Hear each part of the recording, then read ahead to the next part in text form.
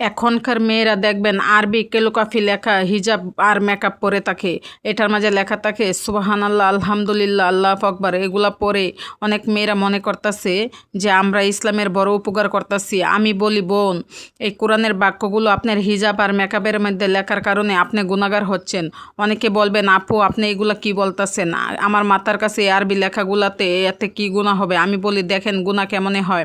আপনি যেটা লিখতেছেন সুবহানাল্লাহ, আলহামদুলিল্লাহ, আল্লাহ আকবার, এগুলা সাধারণ কোনো আরবি না, এগুলা কোরআনের আয়াতের টিপস। মনে রাখতে হবে কোরআনের কিছু কিছু অংশ। আপনি যদি এমনটা থাকতো আনা অব্বুকা, আমি তোমাকে ভালোবাসি, কাইফা হালুকা, তুমি কেমন আছো, এরকম যদি কোনো শব্দ থাকতো, জেনারেল আরবি যেটা আরবি ভাষা এক জিনিস, কোরআনের আয়াত এক জিনিস। আপনাদের মেকআপের মধ্যে লেখা থাকে সুবহানাল্লাহ, আলহামদুলিল্লাহ, আল্লাহ আকবার, এগুলা প্রত্যেকটাই কোরআনের আয়াতের একটা অংশ বিশেষ।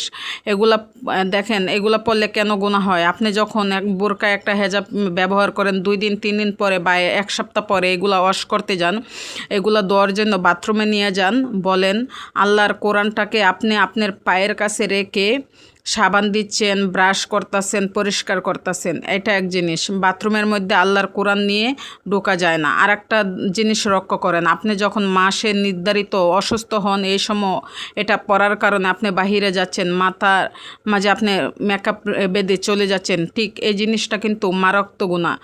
কারণ ঠিক একজন নারী অপবিত্র অবস্থা আরবি কোরআনের টেস্ট এগুলা ধরতে পারবে না। সো এগুলা কয়েকটি কারণ আছে, কোরআনের আয়াত কোনো কিছু স্পর্শ করতে পারবে না। সো আর একটা জিনিস দেখেন, এই নারী যখন বাজারে গেল বা ঢাকা গেল বা বিভিন্ন জায়গায় গেল, যে ওয়াশরুমে যাচ্ছে, ওয়াশরুমে যাওয়া অবস্থা সে কিন্তু আরবি লেখা কেলুকাফি লেখা নিয়ে বাথরুমের মধ্যে ঢুকে যাচ্ছেন প্রস্রাব করার জন্য বা অন্যান্য কাজ করার জন্য। মনে রাখবেন কোরআনের বাক্য অংশ সাথে নিয়ে বাথরুমে প্রবেশ করা নাজায়েজ এবং প্রকাশ্য ডেকেও রাখা যায় না।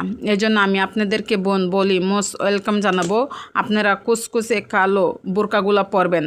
আল্লাহর রহমতে আপনারা নিজেরাই বুঝতে পারবেন।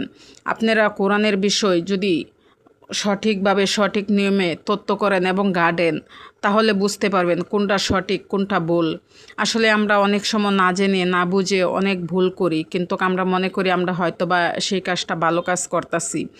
আমাদের কাছে একবারও মনে হয় না সেই কাজটার জন্য আমাদের গুনাহ হইতে পারে। এগুলা না জানার কারণে না বোঝার কারণে আমরা অনেকেই অজানাভাবে ভুল করে থাকি। সেই জন্য বোন আপনাকে বলি, কোনো কিছু করার আগে ভেবেচিন্তে কাজ করাটাই সবচেয়ে বুদ্ধিমানের কাজ। আল্লাহর রহমতে আশা করি সবাইকে সঠিক জ্ঞান